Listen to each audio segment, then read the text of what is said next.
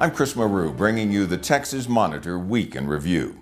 This week, the Texas Monitor continued its ongoing investigative series, Lifestyles of State Lawmakers, in which we examine the ways that legislators tap donor cash for their personal benefit.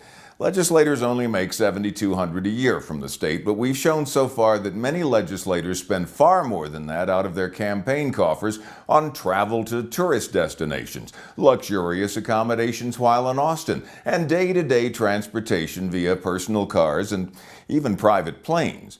This week's report reveals that legislators spend big money on another thing, showering supporters and others with gifts, to the tune of $3.3 million in total over the past 10 years.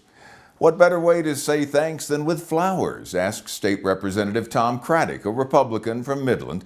He spent $64,000 in campaign cash on flowers since 2007, as much as $7,400 in a single purchase.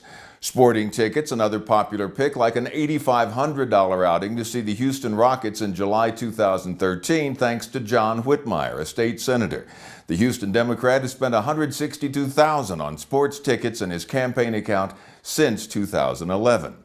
Legislators are even allowed to buy each other gifts with their donor cash, and so they have, to the tune of about $180,000 over the past decade. Leading the pack, State Senator Carlos Uresti, you'll hear more about him later. One of his go-to sources for gifts is the retailer Things Remembered, where he went on a $2,900 shopping spree for fellow senators in 2015.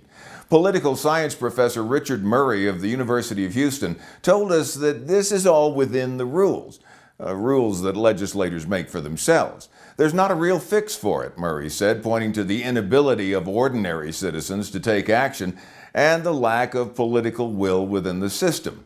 Stay tuned over the next few weeks as we spotlight the top spenders from each chamber. The prosecution in the criminal case against Attorney General Ken Paxton suffered yet another major blow this week when an appeals court removed the presiding judge. The court ruled that the judge, George Gallagher, lost control of the case when he moved it from Collin County near Dallas to Harris County, Houston, because he needed consent from both sides to stay on, and Paxton said no.